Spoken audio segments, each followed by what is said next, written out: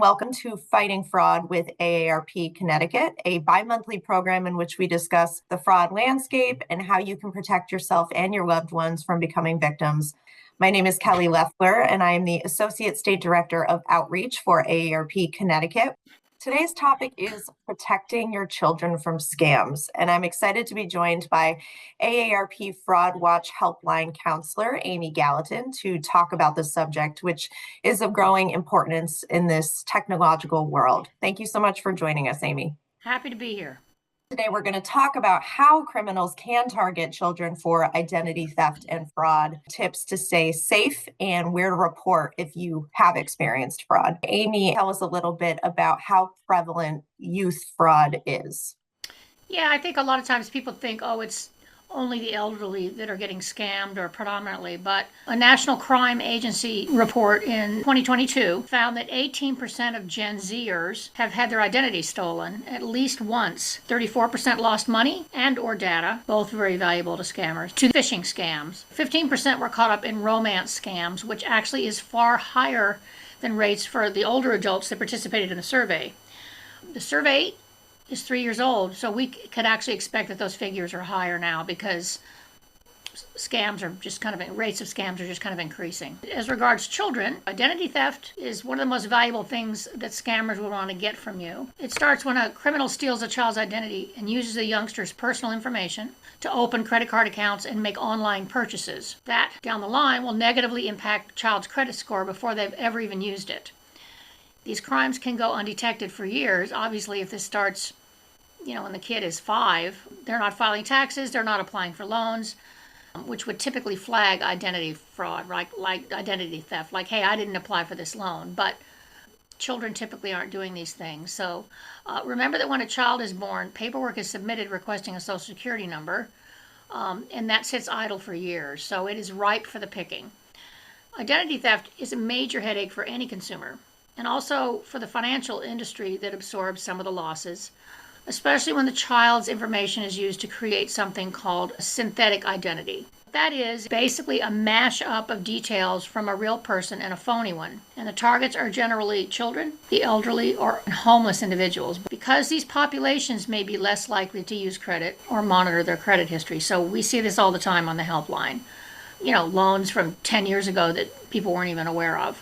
As regards children, child identity theft is a serious and growing problem in the U.S. We're not seeing a ton of that on the helpline yet, but we know that it's coming. Because basically these scammers are out there looking for any loophole, any opportunity to steal your data.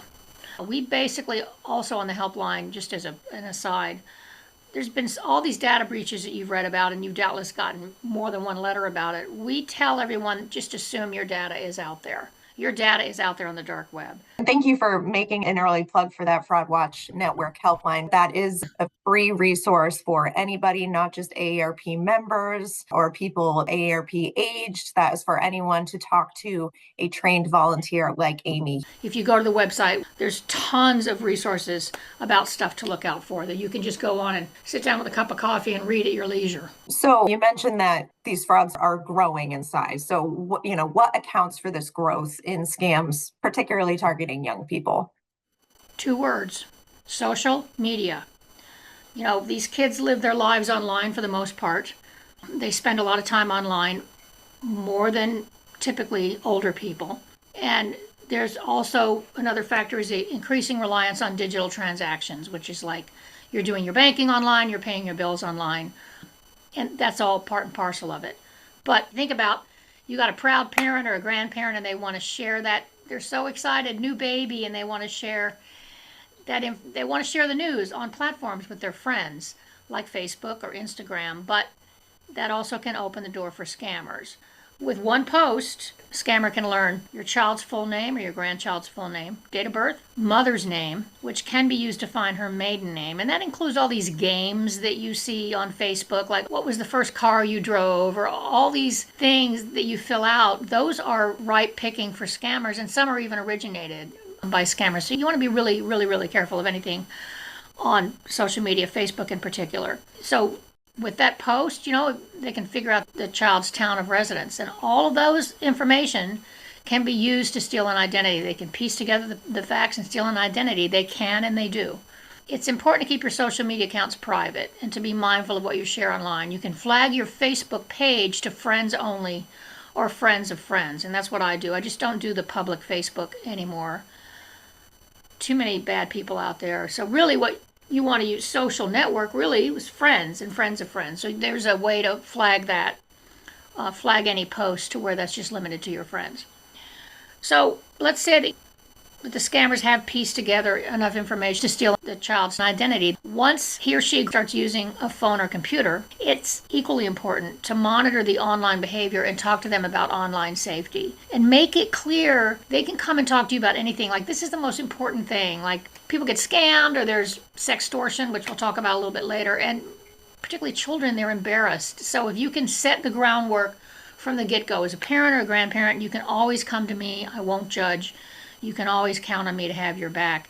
It's huge because a lot of scams take place with a sense of isolation and shame. So if I could just say one thing about that, it would be that. Kids are tech savvy, it's true. You kind of marvel at how tech savvy they are, but they're naive, they're children. They're still susceptible to making mistakes. They're still susceptible to trusting people that they shouldn't. Criminals are going to take advantage of that. Yeah, and thank you for mentioning, the fear about coming forward. We see this not just with the youth, but also with older adults that get scammed. We have statistics about how much fraud and scam is actually reported, and we know that that number is significantly higher. People don't want to report it because they're embarrassed, because they feel shame, because as a society, we think, how did you fall for that? And that's not helpful for victims. It's not helpful for the work that we're trying to do, trying to prevent these frauds and scams. So I'm really glad that you brought that up. Yeah, I mean, if I had a nickel, I did a fraud watch I did a shift yesterday. We do 2-hour shifts. People, I just hear this over and over. I know I was stupid. I was so stupid. And I'm like, you're not stupid. Here's the analogy. If somebody comes up to you on the street and puts a gun to your head and takes your money, that's a crime, right? But nobody says, oh, how did you fall for that? But with scams, you've got this sort of culture of, I would never fall for something like that. But it's the same. You're a victim of a crime. It's no Right. different. If somebody And breaks into these your house and scammers, steals your TV, people don't blame you for falling for it. It's the same. exactly. And these scammers, this is what they do. This is their livelihood. They're very good at what they do. And it is certainly of no fault of the victim. You also mentioned that a lot of life happens online these days, especially for our youth. What are some of the common scams that target young people? So, interestingly enough, young people actually fall prey to many of the same scams as older people. But they're increasingly targeted with pitches customized to their generation. Like, make no mistake, these scammers are spending 24/7 trying to figure out a way to divest you of your money or your personal identifying information. So now they're turning their attention to the kids. And one example that we see a lot is shopping scams. Like, I'm sure I've done it myself. You see something on Facebook, it looks really great, you click on it and you put your credit card information, you're just caught up in, oh, this is a beautiful dress or whatever. And most times I get the package, but there's that instance where you don't get the package and you wait and you wait and then you can't get in touch with the seller. So kids are the same way. And an interesting statistic that I just learned is during prom season, our helpline received a big bump of reports from shoppers who bought prom dresses that never arrived. So what you'll see is these scammers will create really realistic looking websites. They're fake for legitimate stores, or they'll take the name of a legitimate store, but the link goes to their fake website. Then they've got your credit card information, or they've got your bank information. So all of us, regardless of age, need to be aware of that. If your child is planning to purchase something online, try to the best of your ability to make sure that it's a legitimate site and encourage them to come to you. Like, you are an adult and you have the benefit of experience that they don't have. And a little bit of skepticism thrown in there, hopefully. Yeah. Yeah, and I know sometimes those fake websites, like you said, they look really realistic. So are there ways to help us tell if a business website is legitimate or not? Yep, a lot of times what I do is you can type in the name of the website or the business and just put the word scam after it, or fraud. And if there's people reporting these sites as fraudulent, it'll come up. I find that Reddit actually has a pretty robust thread about almost anything you would want to ask. I actually, do check Reddit pretty regularly, just personally and when I'm on shift. But you just can type, American garage doors scam. It's going to pop up. AI, that little box that pops up now, they're going to pick up on that because if it's out there on the web. The other thing, reviews, okay, anybody can fake a positive review. I always read the negative reviews first, just to see what people are saying. If you hover your mouse over the URL of the website and it looks gibberish or there's a misspelling, sort of scrutinize that, then that's probably not legit, or it's certainly a red flag. So it is important to realize, to note that we older adults lose more money to fraud, but young people actually report being targeted more often, right? So, I had a call a while ago. It was a young person and they lost $5 on PayPal. And, I'm happy that it was only $5, but they're targeted more often, for smaller sums. Scammers realize that the money rests, in large part, the bulk of the wealth is with elderly people. But like I say, if they can hit children 10 times more often, then that's the same amount of money, if that makes any sense. The kids can have access to the parent's credit card or steal a credit card, in some instances too. So it's kind of a means of getting to that larger sum of money. But I'm also sure that in the last 10, 20 years, scams targeting kids have evolved with, social media and other elements. So are there scams popping up that are really geared towards children and teens?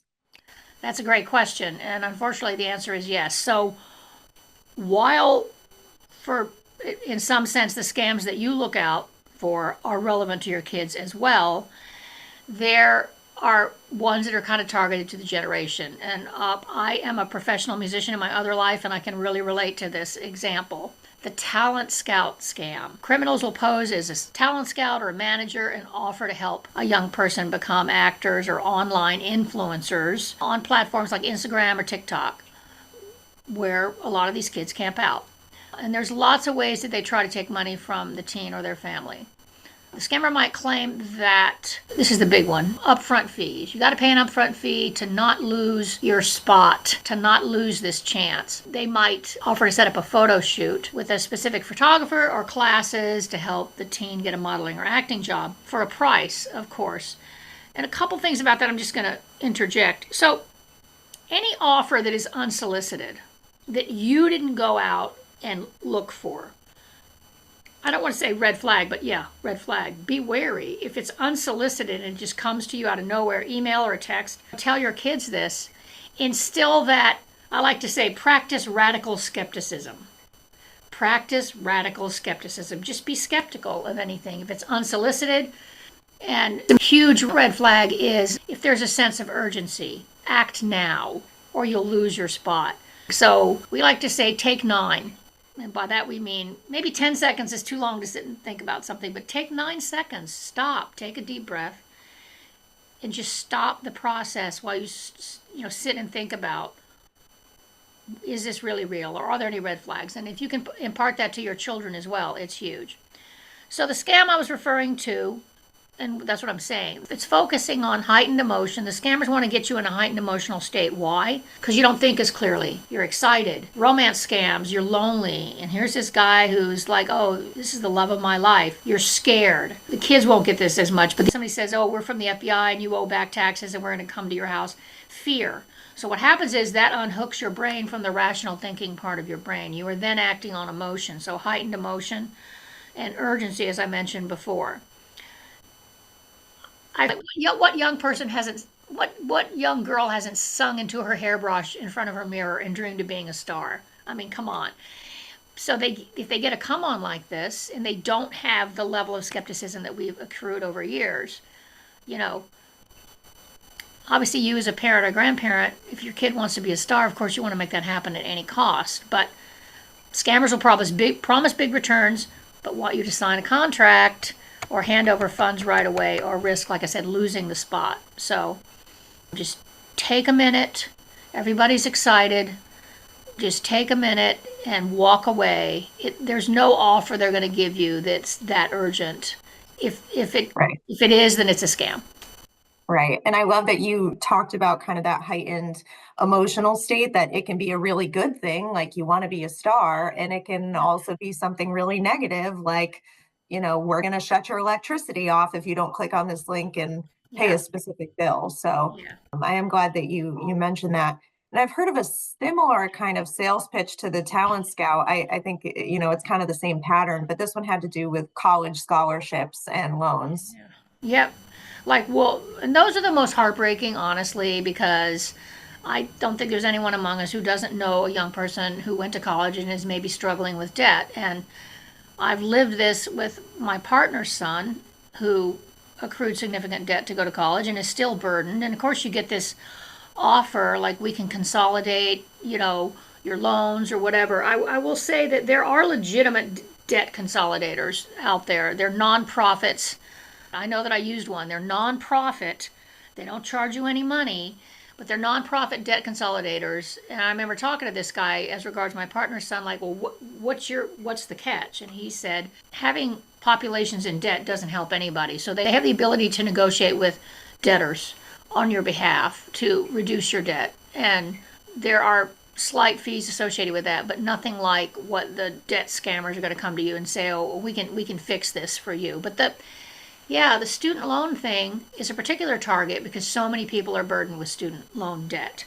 Scholarships, we don't see as much of that as just people sort of preying on people that have the student loans. But again, any of that, if it's unsolicited, the other thing I do want to say while I'm thinking about it, people Googled numbers. Oh, I'm like, where did you get this number? Like, I'll be talking to somebody who got scammed. Where did you get the number? Well, I Googled it. Okay, Google is not fail-safe. AI is not fail-safe.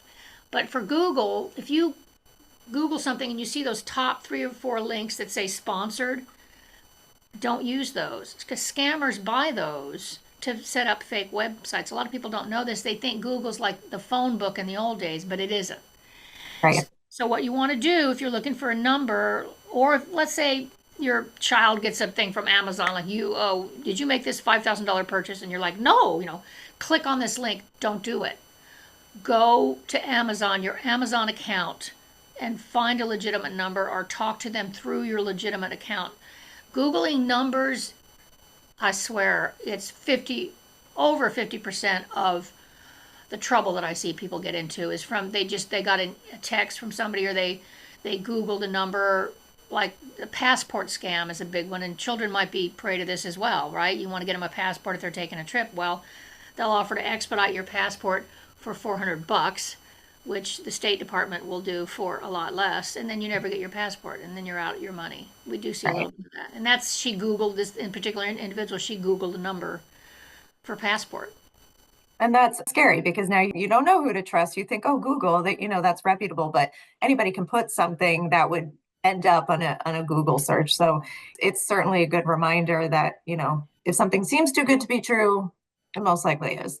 Yeah. So, moving on here, we've talked a lot about social media, and I think that's something that feels the most foreign and uncomfortable for a lot of adults caring for teens. They don't know necessarily who their child is talking to or what they're watching. And, if I, as the parent, am not familiar with a specific app, I don't really know how to help. So there is a more sensitive scam that I do want to cover. You had mentioned it earlier, and that is the sextortion scam. Can you tell us a little bit about that? Yeah, so these scams are the most troubling. They almost always involve blackmail. In one example, a criminal contacts a teen online through social media or a gaming site, presenting themselves as a peer, a fake profile. And they start a fake relationship, they groom this person. Starts off with a bit of flirting, eventually over time, the criminal asks the victim for a nude picture or an explicit video. Now, as alien as that might seem to those of us of a certain generation, that is a part of, a lot of times, online life. If the victim complies with a compromising photo, then, and we've gotten calls like this, the criminal then threatens to send the compromising images to all of their family and friends or to post them online unless the victim pays up. The worst part of this is that there have been numerous instances of youth suicide due to this scam. They're too embarrassed to go to talk to somebody. about it. They're just embarrassed. It's heartbreaking. So again, you can just lay this groundwork. Talk to your teen about social media. Let them know they can come to you about anything. There's no shame. There's no judgment, that you are there for them. It's so important if they know that they can come and say, I'm in this situation, but they're not going to know that unless you've laid that groundwork. So, just some figures. In 2022, which is the last study that happened, law enforcement received more than 7,000 reports. Those are just the ones that are reported. So we know it's probably 3 times more than that. 7,000 reports of sextortion. This is from the FBI. Boys in particular, usually age 14 to 17 in particular, are targeted by adults pretending to be young girls.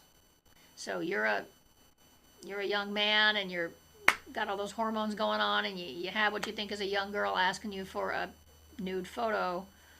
The logical part of your brain switches off. There's no more potent drug than being in love. Am I right? So you have to be, it's tough. So the criminals really usually aren't interested in the images themselves. They want the money. Right. So they use, again, emotion. We're going to disgrace you publicly, your family, urgency, unless you give money now. So they're vulnerable, young people, because so much of their daily life now happens online. So Yeah. again, it can be uncomfortable, but just let your child or grandchild know, like, hey, you know what I mean? I was young once. I get it. You can come to me. Please know you can come to me for anything. Yeah. And unfortunately, like you said, that is the world that we live in, that we have to have those conversations. But Yeah. I know some of this is really heavy to hear. So I do want to move on to tips on how to stay safe.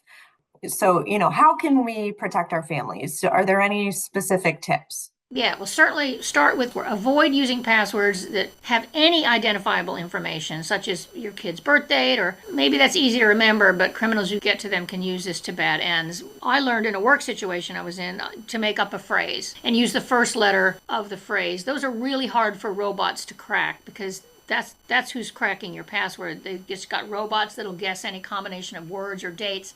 So I used one years ago. I take the yellow taxi to work. 2022 or whatever the year was. So that's got number, exclamation point. So that's got your numbers, your letters, your capital letters.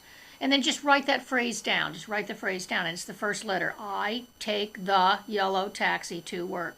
It sounds goofy, but I've never had a password be cracked. Knock on wood. Right. So again, to the extent that you can, you want to monitor your kids' online activity, because identity theft and fraud is way more likely among kids who have unlimited access to the internet, as opposed to those whose online activity was scrutinized.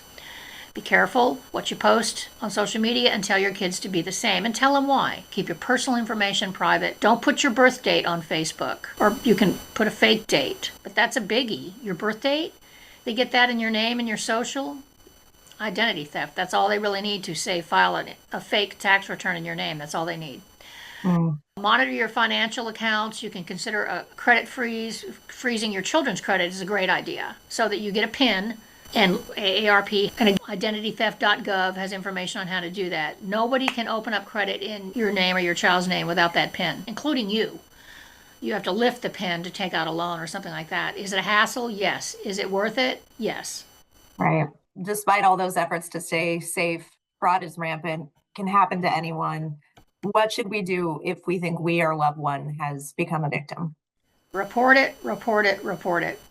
It's difficult if there's the shame or embarrassment involved, but it's really crucial to report. So we do recommend ic3.gov. I as in IC as in Charlie, numeral 3.gov, the FTC site. Identitytheft.gov, and contact your local police department. File a report. They have seen it all. Trust me. You call the non-emergency number. You say you want to file a report. Even if they can't do anything right away because their jurisdiction is limited, your information goes to a database that's manned, so to speak, by the FBI and the FTC. And it might be part of a pattern where they can bring some of these guys down. They just took down a guy in Cambodia for like billions. He'd scammed billions of dollars. So that's by putting all the information together. So help yourself and help others by report. And then reach out to us at the helpline. That number is 877-908-3360. There's 150 of us across the country. We're here for you Monday through Friday. You'll call in, you'll describe your situation, then they'll have a specialist, that's us, call you back and discuss your situation in detail and give you any information that you need. We don't intervene. We don't do the legwork for you. We're not allowed to do that, but we can give you any information you need to stay safe online and to recover if you've had identity theft. So I want to remind everyone, it is information, awareness, and education that is our best defense to avoid scams. You can find so many resources, including the helpline and our AARP victim support groups, as well as sign up for our AARP biweekly watchdog alerts at aarp.org/fraudwatchnetwork. If you suspect that you or someone you know might be a victim of a scam, contact that AARP Fraud Watch helpline, 877-908-3360. Remember, if you can spot a scam, you can stop a scam. And remember, as regards online, practice radical skepticism and take I love mine that. before you click. I love that. For this and more virtual programs like our Webinar Wednesdays and Coffee and Tea with AARP, visit www.aarp.org/CT events. Thank you so much, everyone, and stay safe out there.